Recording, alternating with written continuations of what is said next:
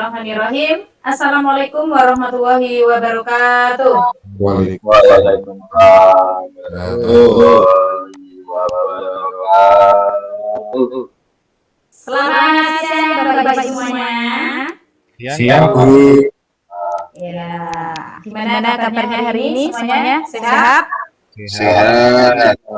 Alhamdulillah. Ini semuanya sudah hadir ya? Sudah hadir semuanya, ada berapa peserta? Ada 12 peserta. Baik, Bapak Ibu, terima kasih atas waktunya. Di sini nanti saya akan mempresentasikan aksi nyata modul 1.4 yaitu tentang diskriminasi penerapan budaya positif di sekolah. Nah, jadi nanti di sini saya akan mempresentasikan aksi nyata saya.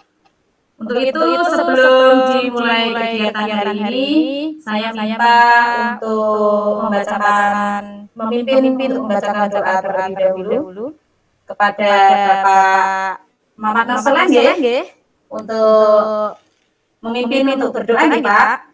Oke, Bu. Mari Bapak Ibu semuanya, agar kegiatan kita pada siang hari ini berjalan dengan baik dan bermanfaat untuk kita semuanya. Mari kita berdoa menurut agama dan keyakinan masing-masing. Berdoa mulai.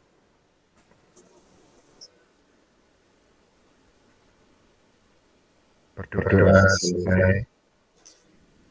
Baik, terima kasih Pak Soleh yang telah memimpin untuk berdoa pada pagi ini. Semoga acara kita nanti bisa berjalan dengan baik dan lancar. Untuk itu saya mohon izin untuk share screen PPT saya nggih.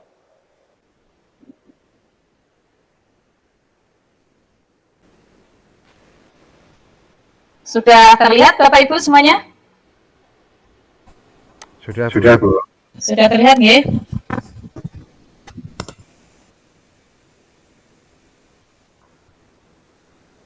Nah, ini nanti di sini saya akan mempresentasikan penerapan budaya positif di sekolah oleh saya, Dwi Nur Hayati, dari SDN 1 Sumberagung, calon guru penggerak Angkatan 9 Kabupaten Boyolali. Sebelum kita ke acara, ini saya minta Bapak Ibu guru semuanya untuk ice breaking dulu lewat PPT biar nanti kita fresh semuanya, biar fokus. Nah, ini di sini ada gambar. Terlihat semuanya oleh Bapak Ibu semuanya? Terlihat, Badan? Halo. Ya, terlihat ya. Nah, di sini ada gambar. Ya, coba Bapak Ibu semuanya untuk menjawab pertanyaan di bawah ini. Nah, yang bisa menjawab, yang langsung ditulis di chat. Silakan untuk ditulis di chat.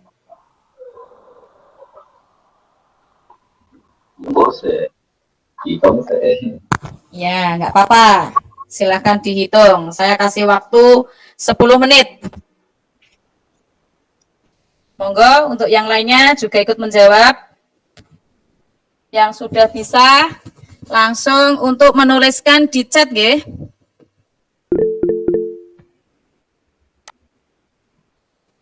Ya, ini sudah ada Pak Soleh yang sudah menjawab 36. Coba untuk yang lainnya. Monggo Bu Sri. Bu Sri? Bu Sri Budiningsih atau Bu Sri Lestari? Atau Bu Sinaniku? Enggak, segera dijawab.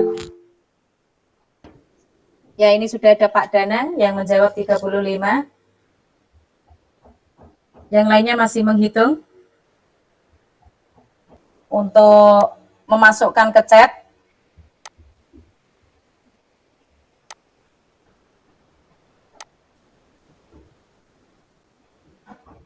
Ya, ini ada Pak Muhammad Amin 45.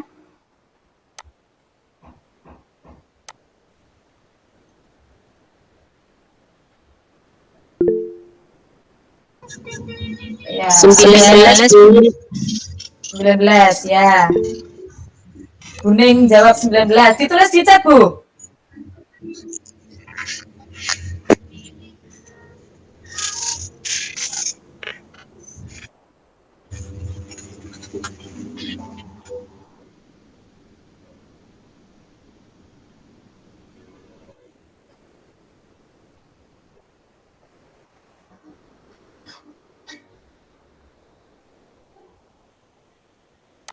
Baik, sudah ya.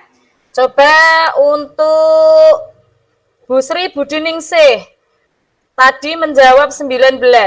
Coba bisa dijelaskan Bu Sri? Halo? Ya, Ya, coba dijelaskan Yang kenapa topi. bisa menjawab 19. ya.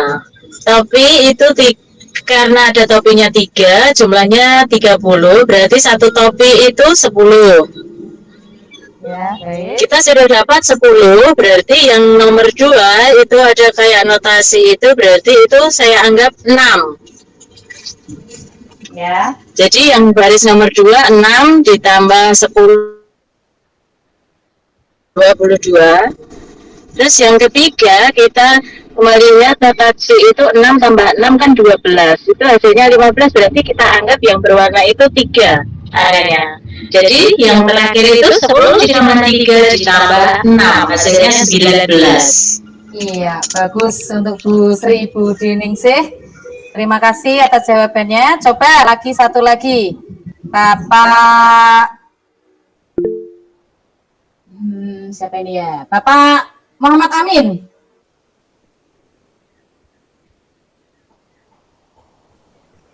(45). Kenapa bisa jawab 45, Bapak Amin? Pak Amin baru Pak Amin baru ke belakang, Bu. Oh iya ya, Pak Amin baru ke belakang. Coba.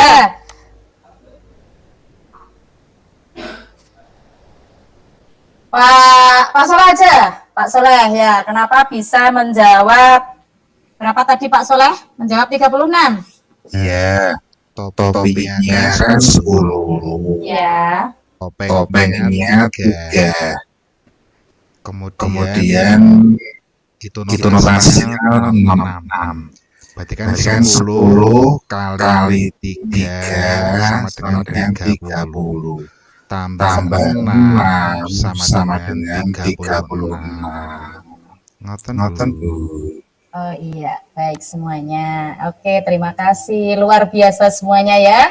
Pak Soleh maupun Buning, itu semuanya luar biasa. Ya, sudah berani untuk menjelaskan dari tebak gambar ini ya.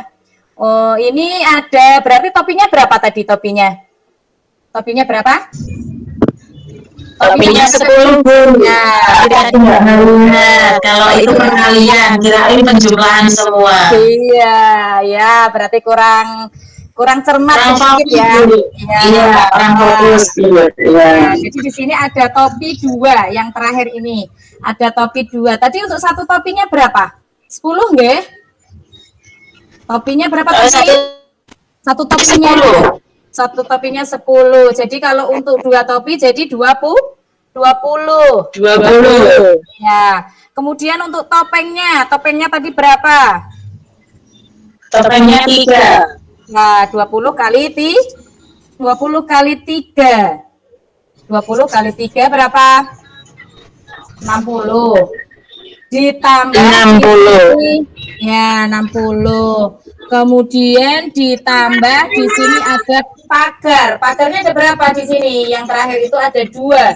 Satu pagarnya tadi berapa? Ada 12. Iya, 6. jadi ada topengnya itu 20 dikali topinya 20 Dikali 3. topeng kali 3 ditambah 12. Iya, ditambah 12. Jadi ada berapa? 72. 2 ya. Di sini sudah ada yang menjawab 72. Tidak ada, ya enggak apa-apa, semuanya baik, bagus semua, luar biasa Bapak Ibu Guru. Ya, ini untuk sekedar biar kita lebih fresh ya, lebih enjoy. Jadi ini kita ice breakingnya lewat PPT. Untuk selanjutnya, di sini saya akan menjelaskan di mana aksi nyata saya. Lanjut, next. Nah, di sini sudah kelihatan semuanya Bapak Ibu? Sudah kelihatan. Ada 6 topik yang akan dibahas, yaitu yang pertama tentang disiplin positif dan nilai-nilai kebajikan universal. Yang kedua, teori motivasi, hukuman dan penghargaan. Yang ketiga, keyakinan kelas. Dan yang keempat, kebutuhan dasar manusia dan dunia berkualitas. Untuk yang kelima, 5 posisi kontrol. Dan yang keenam, segitiga restitusi. Baik Bapak Ibu, kita akan mulai. Untuk yang pertama, makna kata disiplin. Disiplin, kita sebagai guru, kita itu juga harus melaksanakan yang menjadikan kita itu contoh kepada anak didik kita, yaitu kita sendiri harus disiplin. Nah, menurut Ki Hajar Dewantara, bahwa untuk menciptakan siswa yang merdeka, maka syarat utamanya harus mempunyai disiplin yang kuat, di mana disiplin diri yang berasal dari motivasi internal. Internal itu ya dari dalam diri kita sendiri. Jika tidak mempunyai motivasi internal, maka diperlukan motivasi eksternal. Eksternal itu berarti dari luar, boleh orang lain yang memotivasi, bisa orang tua, bisa guru, atau bahkan temannya sendiri untuk mendisiplinkan dirinya. Kemudian selanjutnya disiplin positif. Nah, di sini yang akan saya presentasikan tentang disiplin positif, bahwa disiplin itu adalah sebuah pelatihan yang membuat orang lebih bersedia untuk patuh atau lebih mampu mengendalikan diri mereka sendiri. Seringkali dalam bentuk aturan atau hukuman jika dilanggar, atau perilaku yang dihasilkan oleh pelatihan ini. Sedangkan arti disiplin positif berarti sebuah penisbatan sifat yang menunjukkan kualitas pada pola dalam menjalankan atau menerapkan sebuah disiplin atau aturan. Kemudian, disiplin positif itu memiliki tujuan. Tujuannya untuk menanamkan motivasi kepada semua siswa kita agar mereka menjadi orang yang mereka inginkan dan menghargai diri sendiri dengan nilai-nilai yang mereka percaya. Motivasi ini berasal dari diri siswa. Dari diri siswa itu berarti dari dalam, dari internal. Sehingga akan berdampak jangka panjang dan tidak akan terpengaruh dengan adanya hukuman maupun hadiah. Itulah tujuan dari disiplin positif. Jadi nanti di sini saya akan membentuk disiplin positif terhadap anak. Itu bukan karena suatu hukuman atau cuma diberi hadiah, tapi nanti itu akan timbul dari dalam dirinya siswa itu. Nah, itu yang akan saya aksi nyata saya.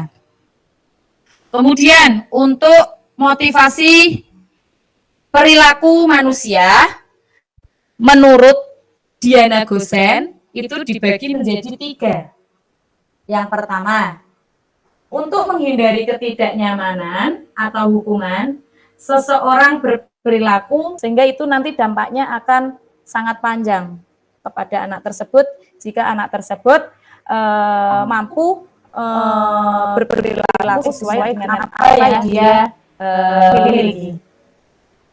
Kemudian selanjutnya, nah di sini ada tabel identitas gagal dan identitas berhasil atau sukses, ya. Dimana untuk identitas gagal itu biasanya dilakukan melalui hukuman. Ya, jadi Bapak Ibu guru, kalau identitas itu biasanya ditandai dengan adanya hukuman. Sedangkan identitas berhasil atau sukses itu biasanya ditandai dengan rasa disiplin. Ya, jadi tingkatkan disiplinnya. Itu identitas berhasil. Nah, di sini untuk identitas gagal atau hukuman, biasanya anak itu akan terasa tersakiti, ya. Bila mana jika Bapak Ibu guru menghukum siswanya dengan cara yang kasar, itu pasti anak-anak akan merasa tersakiti. Ya, nggak apa-apa Bapak Ibu. Ada ngantuk, nggih? Nggih. Ya, jangan ngantuk. Didengarkan dulu. Kemudian untuk disiplin identitas berhasil itu biasanya ditandai dengan disiplin. Jadi ada sanksi atau konsekuensinya. Nah, ada juga nanti restitusi, pemecahan masalah terhadap anak tersebut. Kemudian keyakinan kelas. Apakah Bapak Ibu semuanya pernah membuat keyakinan kelas pada kelasnya masing-masing? Pernah. Ya, pernah. Apakah keyakinan kelas itu anak-anak mau melaksanakan apa yang menjadi keyakinan kelas pada kelas Bapak Ibu semuanya? Mau bantu. Oh, mau ya. Berarti ya sudah melaksanakan keyakinan kelas. Baik, di sini saya akan jelaskan dulu keyakinan kelas. Keyakinan kelas itu merupakan nilai-nilai kebaikan atau prinsip-prinsip yang disepakati secara universal. Orang akan lebih semangat atau tergerak untuk melaksanakan keyakinannya daripada hanya mengikuti aturan. Nah, jadi ini keyakinan kelas itu kalau bisa anak-anak disuruh membuatnya bersama-sama dengan Bapak Ibu guru. Nah, jadi apa yang mereka buat biasanya akan menjadi apa ya? Menjadi tanggung jawab anak tersebut untuk melakukan atau meyakini apa yang telah menjadi kesepakatan kelas. Seperti itu. Kemudian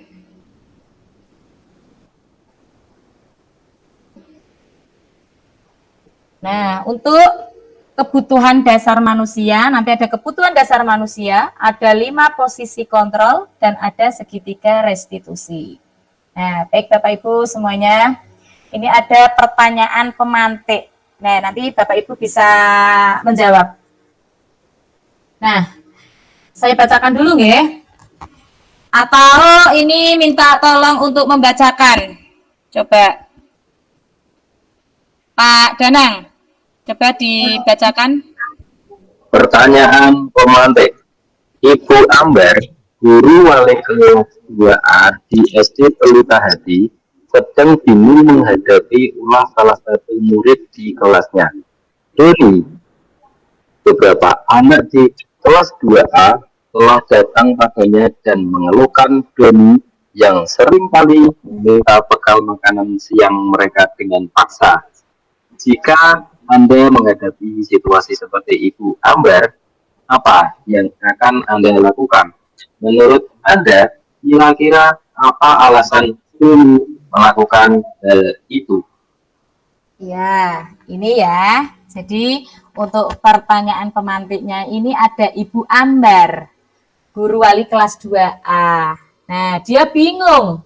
Bingungnya kenapa? Karena ada salah satu siswanya yang bernama Doni itu suka meminta paksa bekal makanan teman-temannya. Nah, jadi dia Doni itu di kelasnya selalu begitu. Selalu meminta bekal makan anak-anaknya, teman-temannya.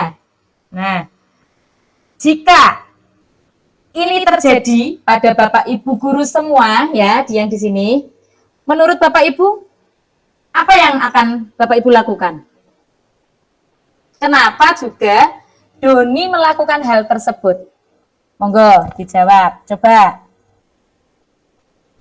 Di sini Bu Sri Lestari.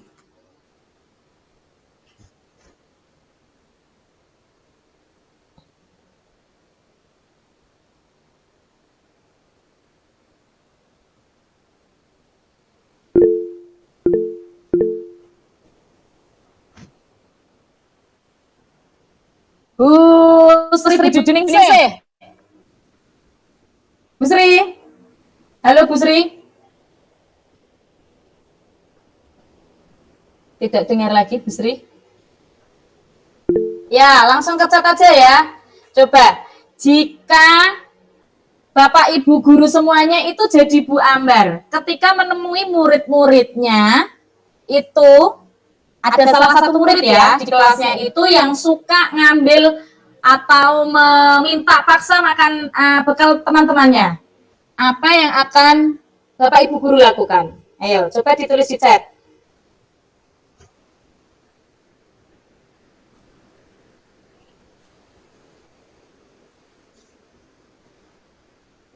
Wah, Pak Danang, saya akan memarahinya habis-habisan, Bu. Waduh, kejam sekali Pak Danang.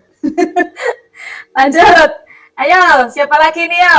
Segera ditulis.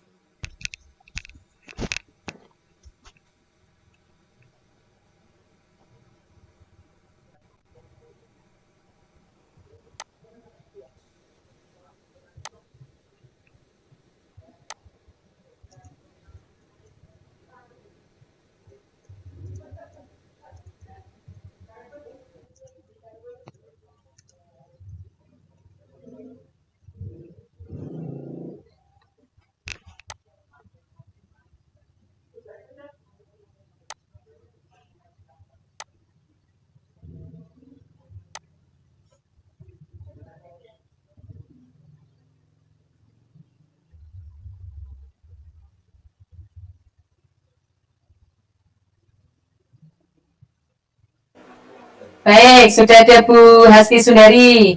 Diberi pengertian dengan halus dan juga pendekatan. Ya, boleh. Yo, yang lainnya.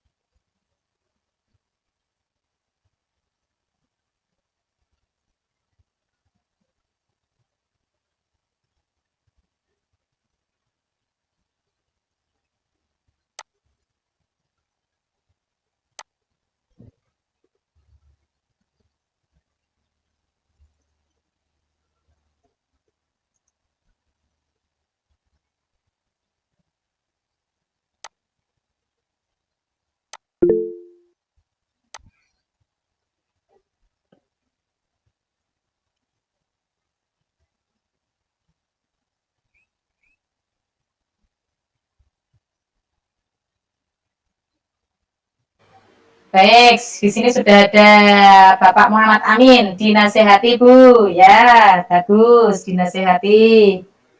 Untuk yang lain, yuk ditulis di kolom chat ya.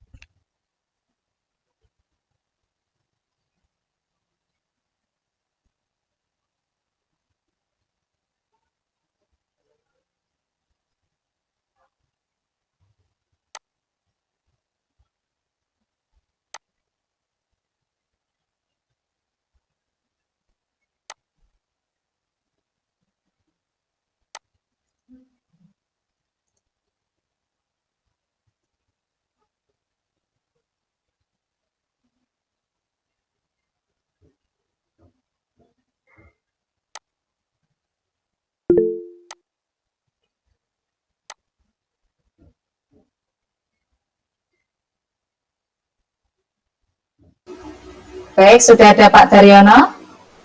Ditanya, kenapa melakukannya? Ya. Baik, Pak Daryono, terima kasih.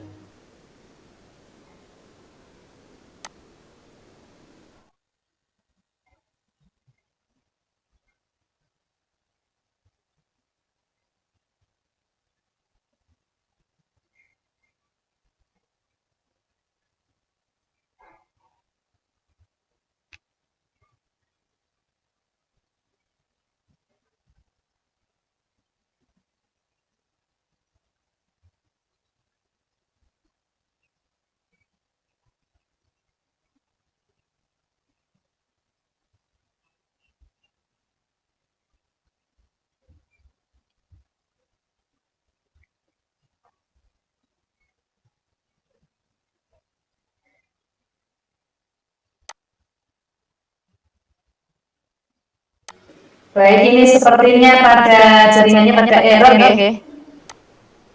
Ya nggak apa-apa, sambil saya tunggu. Nanti masuk kembali aja.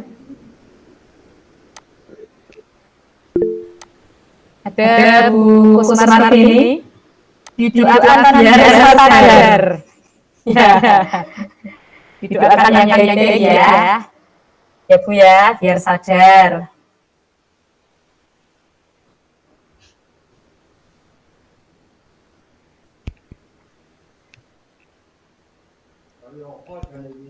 Edak edak.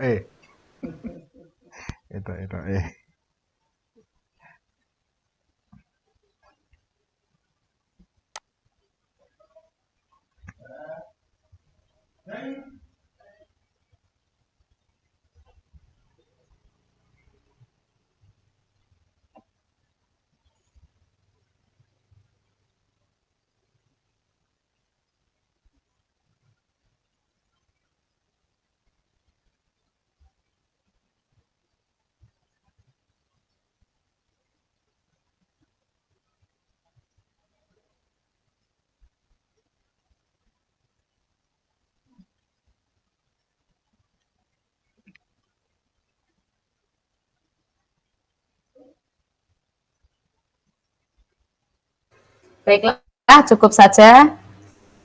Ya, jadi bagaimana jika Bapak Ibu guru semuanya itu mengalami apa yang dialami oleh Ibu Ambar? Jika mendapatkan murid di kelasnya yang suka mengambil makanan temannya. Nah, jadi di sini ada yang tadi Pak Daryono didoakan biar sadar. Kemudian ada lagi Pak Daryono ditanya kenapa melakukannya. Ada Pak Amin dinasehati, dinasehati. Terus ada diberi pengertian dengan halus. Kemudian ini ada Pak Danang akan memarahinya habis-habisan. Waduh Pak, nanti ya muridnya nanti terus keluar dari SD nggak mau sekolah. Ya, jadi di sini nanti bahwa ada 5 kebutuhan dasar manusia menurut Dr. William Glasser. Ya, bahwa kebutuhan itu yang pertama adalah bertahan hidup. Yang kedua yaitu ada kasih sayang, kebutuhan cinta dan kasih sayang. Untuk yang ketiga ada kebutuhan penguasaan. Yang keempat ada kebutuhan kebebasan, dan yang kelima adalah kebutuhan kesenangan. Nah, jadi di sini tadi Doni kenapa melakukan seperti itu?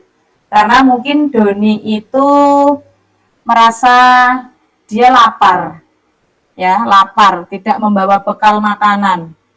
Jadi biar dia itu tidak kelaparan atau bertahan hidup, ya. Jadi Doni itu melakukannya dengan mengambil memaksa punya makanan teman-temannya itu diminta sama Doni.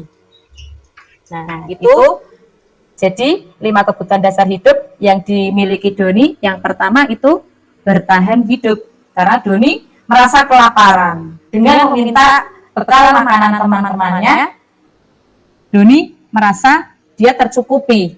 Nah, sehingga dia tidak merasa kelaparan lagi.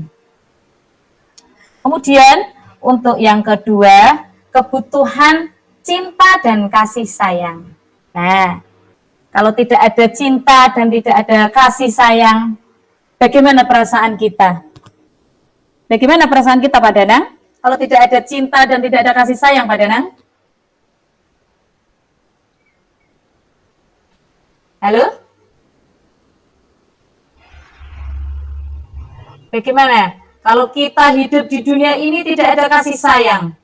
Ya, jadi kita tidak bisa ya. Jadi kalau kita hidup itu ya pasti akan ada cinta dan ada kasih sayang. Entah itu cinta dari istrinya ya Pak Danang ya. Ya, cinta dari anak-anaknya, kasih sayang terhadap murid-muridnya. Nah, seperti itu. Jadi yang kedua itu ada kebutuhan cinta dan kasih sayang. Nah, di sini untuk Doni tadi, kenapa Doni itu kok mengambil makanan dari teman-temannya? Mungkin dalam kasus ini Doni mengambil bekal temannya itu merasa senang. Temannya itu memperhatikan si Doni. Ada yang memperhatikan, wah aku ngambil ini konco-koncoku udah perhatian enggak ya sama saya? Nah, seperti itu. Dong waske pola ya, pada melihat enggak ya? Nah, itu berarti Doni itu caper, cara bahasa anak gaulnya caper, cari perhatian dengan teman-temannya. Kemudian kebutuhan hidup, kebutuhan dasar manusia untuk yang ketiga yaitu kebutuhan penguasaan. Nah, jadi di sini tadi yang dijelaskan Doni itu merasa berkuasa di kelasnya. Nah, karena apa? Karena teman-temannya takut pada Doni. Doni itu melakukan hal tersebut sehingga teman-temannya pada takut. Wah, dia yang gengnya, ketua gengnya. Nah, bisa dijadikan seperti itu. Jadi pada takut dengan Doni sehingga Doni merasa, wah saya yang berkuasa di kelas ini. Nah, itu namanya kebutuhan dasar berkuasa atau penguasaan. Kemudian kebutuhan dasar manusia untuk yang keempat yaitu kebebasan. Nah, jadi Doni di sini dalam tersebut dia merasa bosan. Nah, dengan bekal makanan yang dibawakan ibunya, bosan dia. Yang dibawakan ibu cuma nasi sama telur terus setiap hari, cuma dikasih nasi sama telur saja. Berarti Doni itu bosan. Nah, dia pengen bebas. Dia pengen tahu makanan teman-temannya yang dibawa itu apa saja. Dia pengen merasakan secara bahasa kasarnya itu dia pengen mencicipi ya, mencicipi punya teman-temannya itu di sana santai opo. Nah, seperti itu. Nah, jadi dia itu merasa bosen yang disangoni ibunya cuma itu terus. Dia pengen bebas, pengen cari yang lain dengan cara meminta bekal teman-temannya. Kemudian untuk 5 kebutuhan dasar yang kelima yaitu kesenangan. Nah, di sini pada kasusnya Doni tersebut, ya, Doni menjawab bahwa ia melakukannya karena iseng aja. Nah, iseng, pengen bedo kancane, pengen gojeki kancanya. Itu iseng. Nah, dia merasa seneng koncoku tak ngenek ge. Nah, seperti itu. Bahasanya campur-campur enggak apa-apa nih Bapak Ibu. Nah, jadi dia merasa iseng saja, ingin menikmati, pengen melihat ekspresi wajah teman-temannya itu bagaimana. Kalau saya ngambil, ada yang marah-marah atau tidak ekspresinya. Dia itu seperti itu. Merasa pengen diperhatikan, merasa pengen mempunyai penguasaan, merasa dia senang karena mengambil makanan temannya.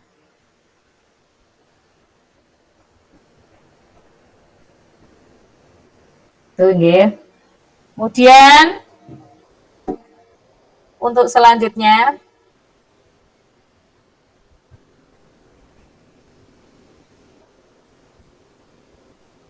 kebutuhan survival tadi ya, kebutuhan bertahan hidup. Ya, jadi kebutuhan yang untuk bertahan hidup itu bersifat fisiologis.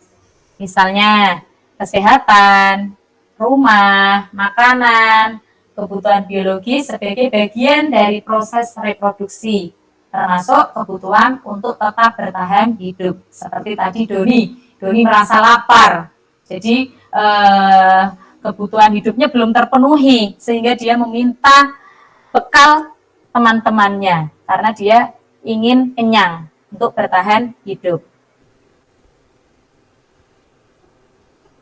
Kemudian tadi ya sudah saya jelaskan mengenai kasih sayang dan rasa diterima.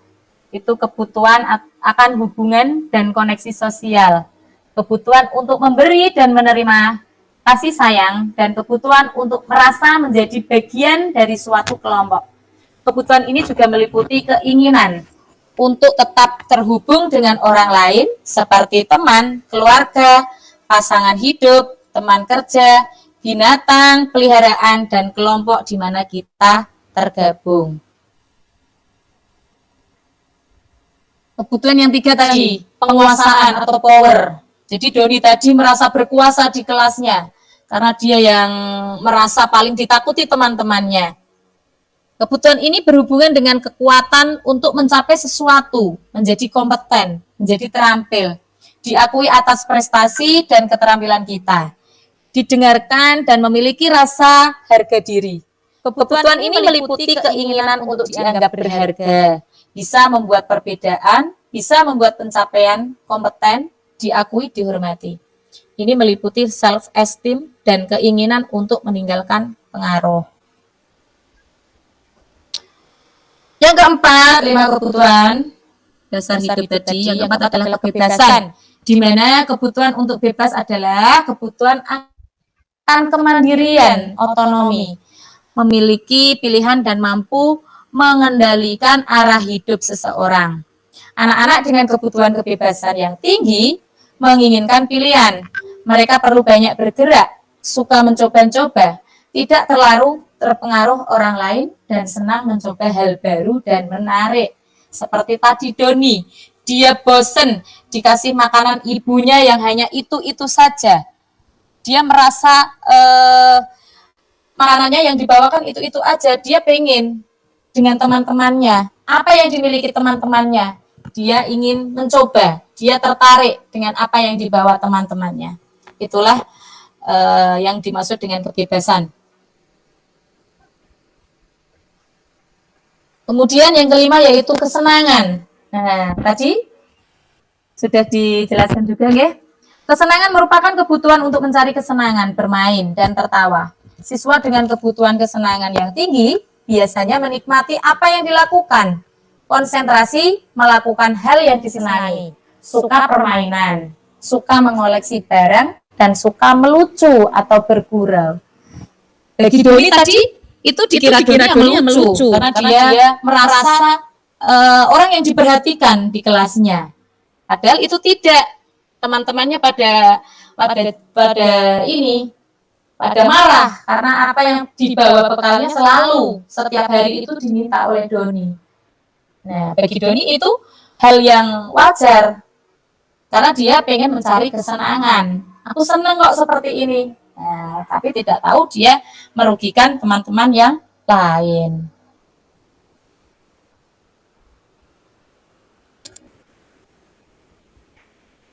Konsep 5 kebutuhan dasar manusia tidak hanya berlaku bagi anak-anak atau murid-murid, namun juga bagi manusia dewasa. Dalam setting sekolah adalah para tenaga pendidik dan kependidikan. Coba Bapak Ibu lihat di sekolah kita. Dapatkah Bapak Ibu memprediksi kira-kira guru mana yang memiliki kebutuhan dasar yang tinggi akan penguasaan, kebebasan, kesenangan, atau kasih sayang dan rasa diterima? 5 posisi kontrol menurut Diana Gosen. Terdapat 5 posisi kontrol seorang guru terhadap siswanya. Yang pertama, penghukum. Yang kedua, membuat orang merasa bersalah. Yang ketiga, teman. Yang keempat, monitor atau pemantau, yang kelima sebagai manajer. Nah, nanti saya akan kirim YouTube ya nanti untuk posisi kontrol.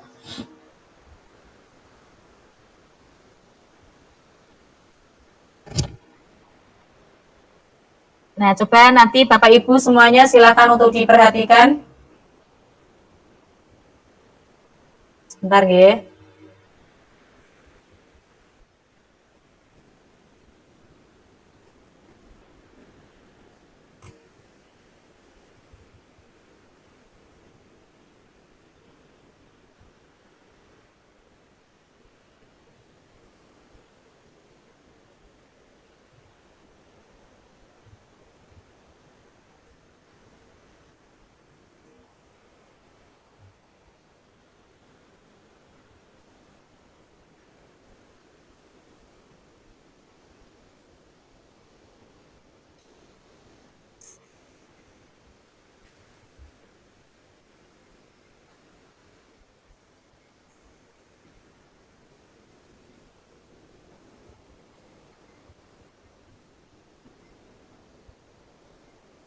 Coba dilihat dulu. Sudah lihat semuanya, Bapak Ibu? Sudah.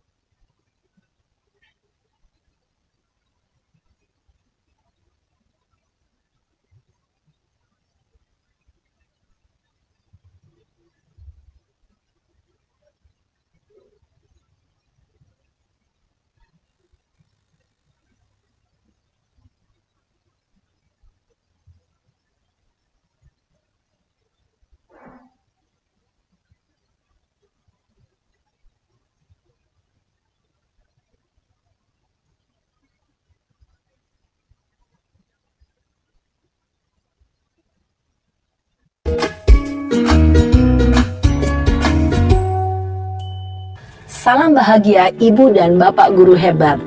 Dalam penerapan disiplin positif restitusi, salah satu program yang dikembangkan adalah 5 posisi Apakah kontrol. sudah terlihat Posisi semuanya? kontrol dalam Bapak, Ibu? restitusi adalah proses perjalanan Sudah, Bu? seorang pendidik agar dapat Ini mengenali ya. dirinya. Saya screen Pada dulu. video kali ini, kita akan membahas tentang 5 posisi kontrol yang dikembangkan oleh Diane Gosson dan contoh penerapannya.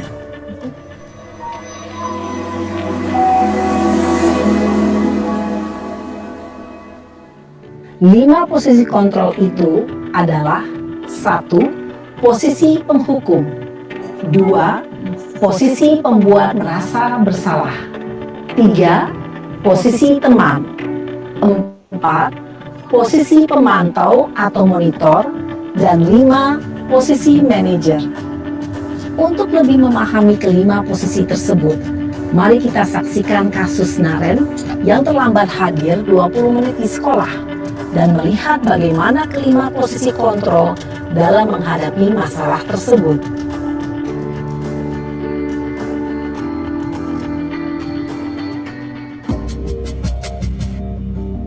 Coba nggih Bapak Ibu diperhatikan dulu.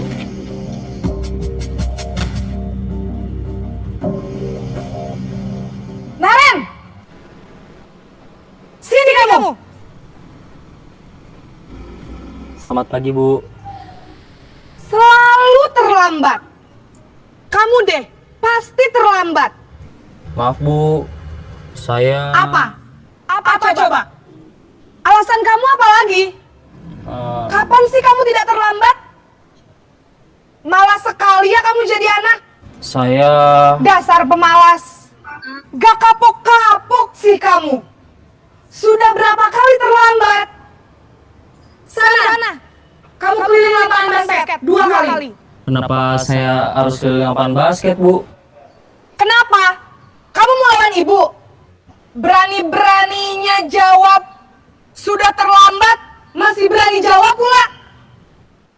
Sekarang, keliling lapangan basket 5 kali sekalian. Biar kapok. Cepat. Pergi sana ke lapangan basket. Posisi penghukum biasanya berbicara dengan nada tinggi, menghardik, menunjuk, menyakiti, dan menyindir. Hukuman bisa berupa fisik maupun psikis. Ibu dan bapak guru hebat. Dampak yang terjadi pada murid ketika guru berada pada posisi penghukum adalah murid cenderung akan memberontak, bahkan menyimpan dendam.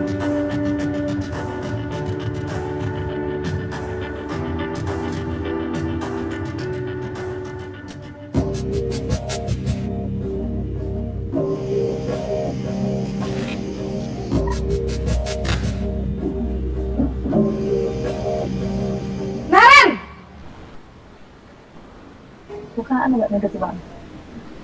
Selamat pagi, Bu. Naren.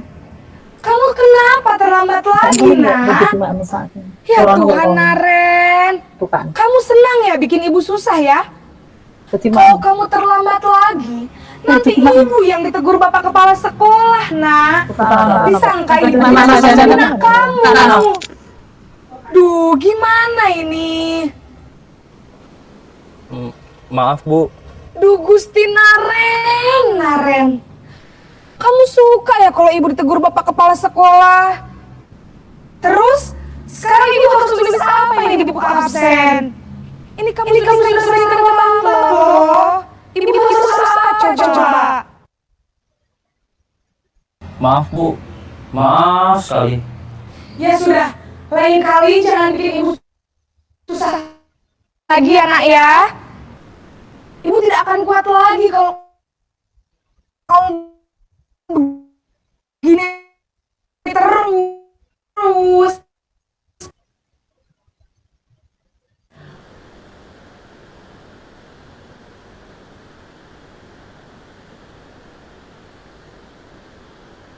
Posisi murid merasa memandang buruk harga dan orang lain. Ketika guru mengambil posisi pembuat kelas bersalah, murid akan menganggap dirinya yang salah dan ia menyimpan emosi negatif tersebut dalam dirinya.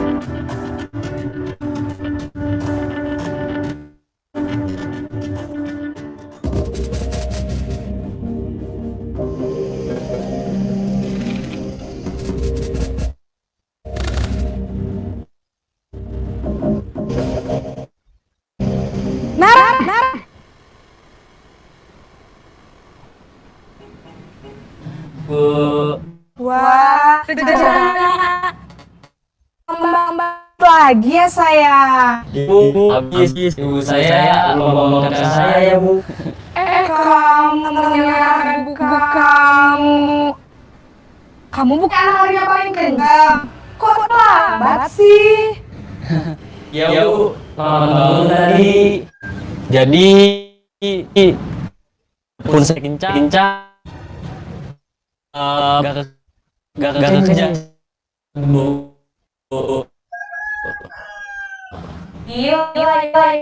Lari cengat bu. Kan? Bisa lah, Bu. Ya sudah sana kelas. Ibu beresin dengan absen kamu. Kamu ini ada salah. Dalam posisi teman, guru berbicara dengan nada suara ramah, akrab, cenderung bersenda gurau untuk menjaga suasana tetap santai. Murid akan merasa senang, aman, dan akrab dengan guru. Identitas yang tercipta adalah identitas sukses atau berhasil. Kamu Perlu diingat, karena ini masih dorongan ada faktor gantungan dari murid ke orang akan bawamu berbalik orang saja.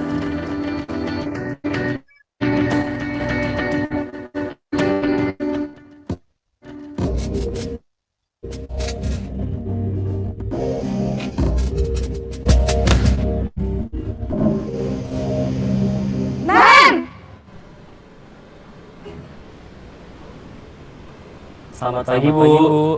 Naren, apa peraturan sekolah kita tentang jam berapa kita harus masuk sekolah? Kita Bu. Iya, sudah jam 20. Naren sudah tahu konsekuensinya terlambat hadir. Harus tinggal pas istirahat selama 20 menit. Ya benar, konsekuensinya. Jadi jam 9.30 pas istirahat, kamu harus tinggal di kelas tambahan, tinggal Bu. Mengandalkan penghitungan atau data untuk mengontrol murid. Guru mengarahkan murid berdasarkan peraturan dan konsekuensi. Seorang pemantau menunjukkan bahasa tubuh dan ekspresi wajah yang datar dan cenderung formal.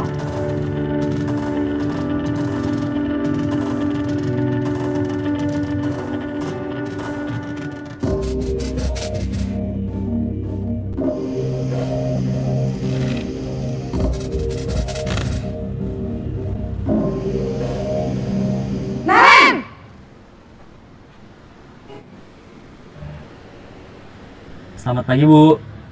Selamat pagi, Naren. Maaf, Bu. Saya terlambat. Iya, sekolah masuknya jam 7, sekarang sudah jam 7.20. Jadi sekarang bagaimana ini, Naren? Maaf, Bu. Saya lupa setel alarm saya semalam. Baiklah, menurut kamu, keinginan sekolah yang mana yang perlu kamu tingkatkan? Menghargai diri sendiri dan orang lain mungkin ya, Bu. Setuju. Jadi, apakah Naren meyakini prinsip saling menghormati tersebut? Iya, Bu. Saya meyakininya. Apakah Naren bersedia memperbaiki masalah keterlambatan ini? Bersedia, Bu. Bagaimana kamu akan memperbaiki masalah keterlambatan ini? Saya akan coba untuk tidak lupa menyetel alarm saya, Bu. Baik, kalau Naren lupa menyetel alarm di rumah, ada orang yang kira-kira bisa bantu mengingatkan tidak? Ada, Bu. Kakak saya, Kak Ema.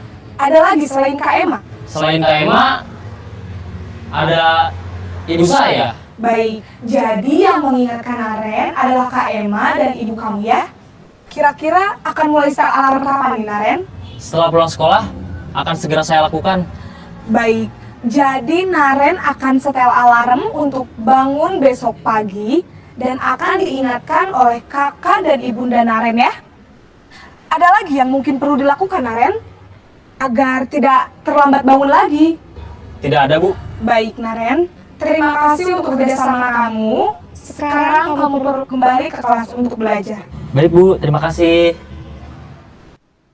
Posisi manajer adalah posisi kontrol yang disarankan untuk membimbing murid memiliki sikap disiplin yang positif, yaitu murid yang mandiri, bertanggung jawab, dan dapat memecahkan masalah. Tujuan dari posisi ini adalah agar murid dapat berefleksi atas tindakannya.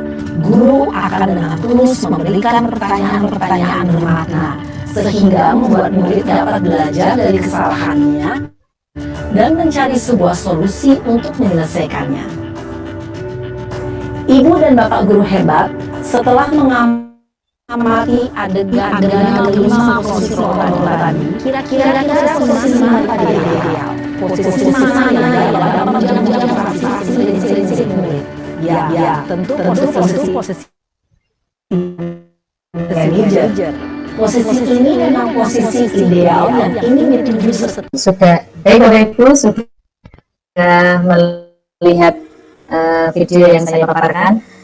Dari sini Bapak Ibu semuanya, kira-kira posisi mana yang menunjang Bapak Ibu di saat pembelajaran di kelasnya Bapak Ibu semuanya. Ayo coba ditulis di chat ya.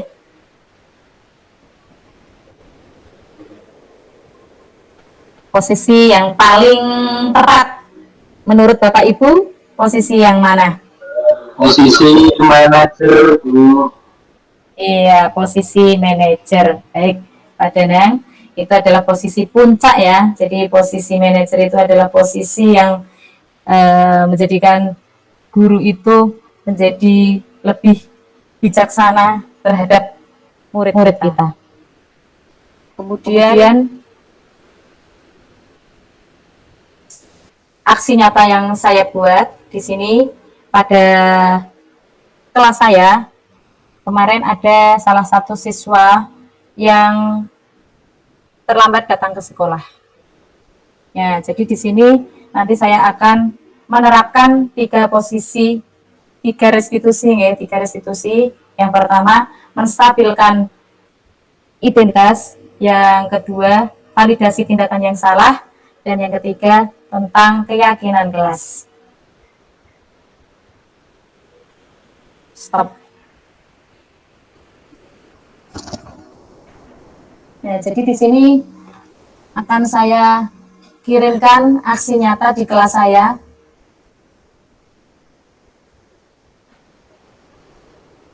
Sebentar ya, Bapak Ibu.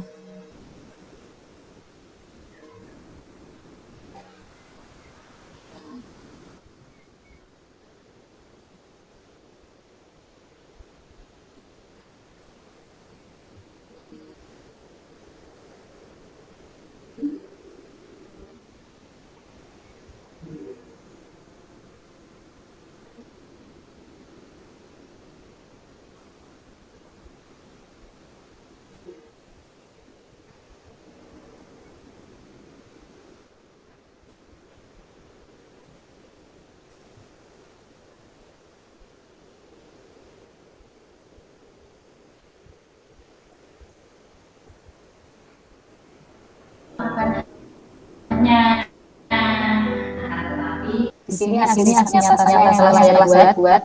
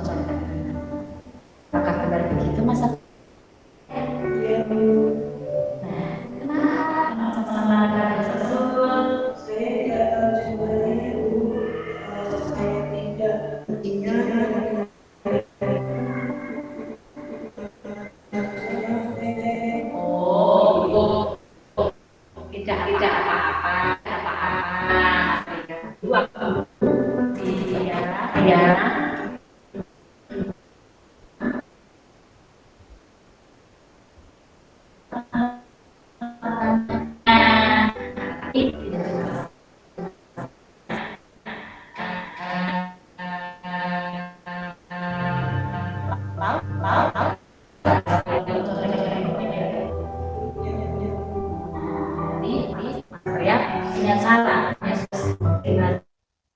supaya masyarakat tidak mencoba saat pelaksanaan ulangan.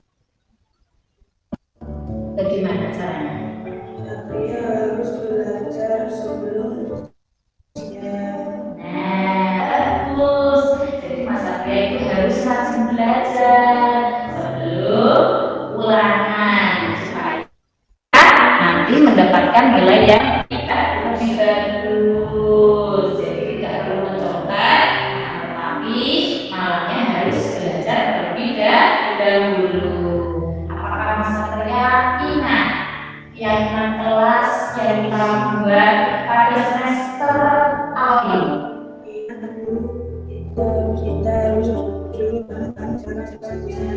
Nah, sama-sama yang ini dengan yang namanya kelas asik lewat dulu, ya kan Mas? Iya. Apakah Mas Satria sanggup menjadi anak yang jujur? Alhamdulillah, berarti Mas Satria bisa meningkatkan menjadi anak yang lebih baik lagi. Tidak akan mengulangi untuk mencontek lagi ya Mas Satria ya. Ya, saya harap Mas Satria ini menjadi anak yang soleh, anak yang jujur, anak yang bertanggung jawab sesuai dengan kesepakatan kelas kita dulu. Begitu ya Mas Satria. Terima kasih Mas Satria. Berharap ibu-ibu juga di sini bisa membantu Mas Satria menjadi anak yang lebih baik. Gitu ya.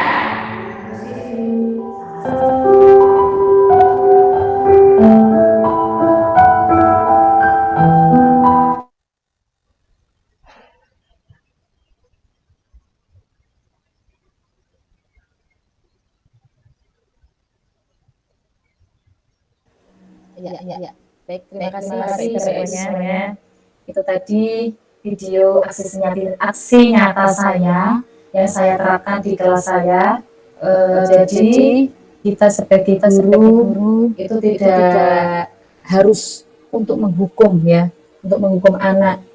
Jadi kita bisa sebagai memposisikan diri kita sebagai manajer, di mana anak tersebut bisa mencari kesalahannya sendiri dengan cara mencari solusinya untuk bisa memecahkan apa yang jadi permasalahannya.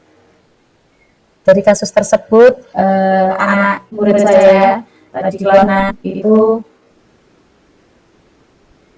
sedang terlambat ke sekolah. Oh, bukan terlambat. Nih. Yang tadi mencontek ulangan. Nah, jadi panggil ke kantor dan anak guru mensing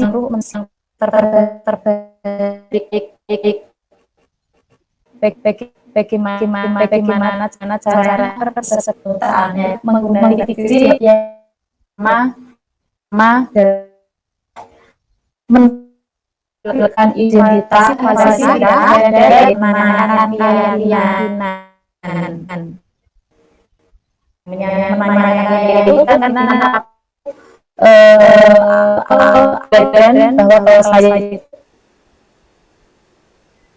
telah membuat kelas atau kata di dinding bahwa anak itu tidak boleh mencontek jika ulangan. Nah, ternyata untuk Mas Arya tersebut masih ingat apa yang menjadi keyakinannya pada waktu itu. Nah, sehingga dia bisa mencari solusinya agar dia bisa mendapatkan nilai yang baik tanpa mencontek. Ya, di sini jadi saya sebagai guru akan menempatkan diri saya sebagai manajer, bukan sebagai penghukum, pemantau, atau teman, atau yang lainnya. Gitu. Kalau untuk Pak Soleh, mana Pak Soleh? Pak Soleh, halo? Ya ada. Pak Danang? Halo, Pak Danang?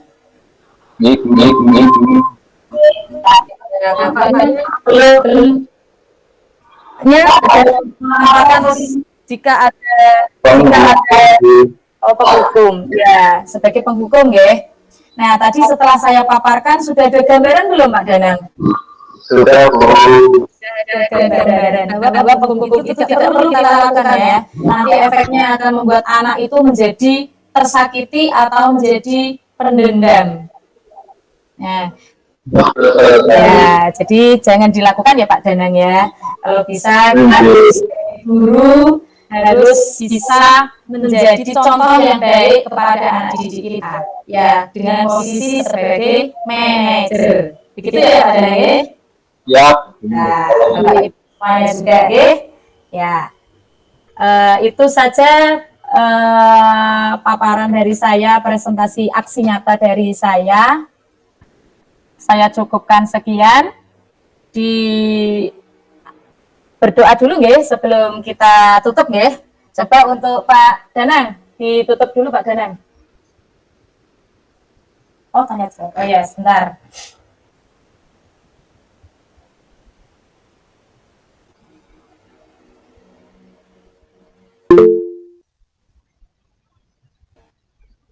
Ada sesi tanya jawab sebelum kita akhiri.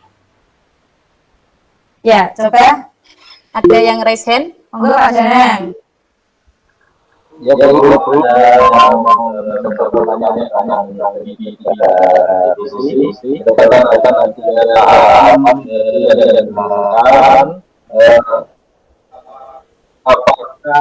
tahapan dalam presisi itu harus urut atau boleh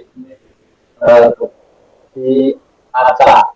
Ya, yang penting apakah hasil penelitian itu ada ataukah harus runtut?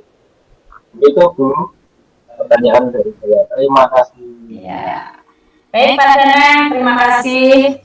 Tadi untuk garis diskusi ya Pak Danang. Itu tadi ada 3. Yang pertama adalah menstabilkan identitas, yang kedua validasi tindakan yang salah, dan yang ketiga yaitu menanyakan keyakinan. Iya, untuk ketiganya itu harus runtut. Ya. Jadi kalau tidak runtut, nanti tidak akan kacau Pak. Misalkan kalau kita ada masalah dari siswa. Nah, kalau kita tidak runtut dari yang pertama, kita tanyakan dulu masalahnya apa.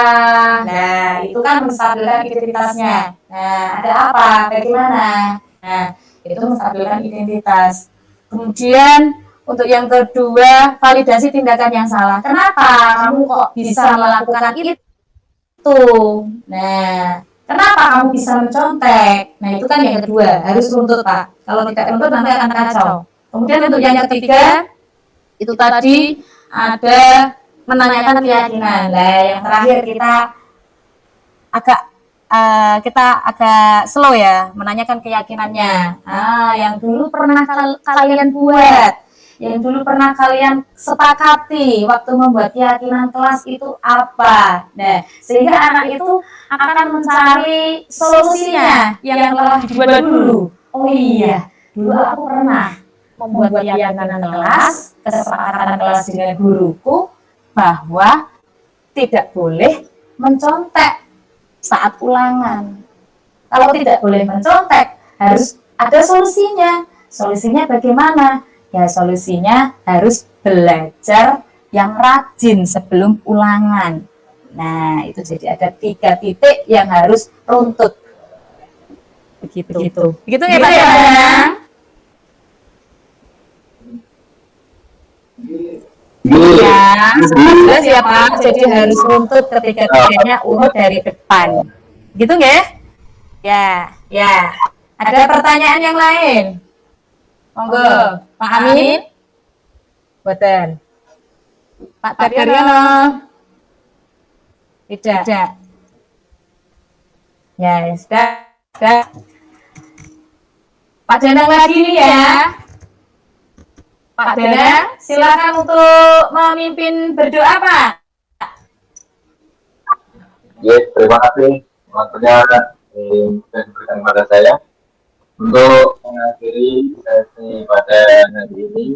Mari kita berdoa agar ilmu yang kita dapatkan dapat bermanfaat bagi kita dan dapat kita terapkan dalam kehidupan kita sehari-hari.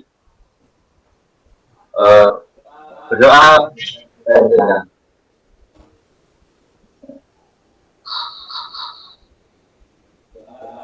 Doa.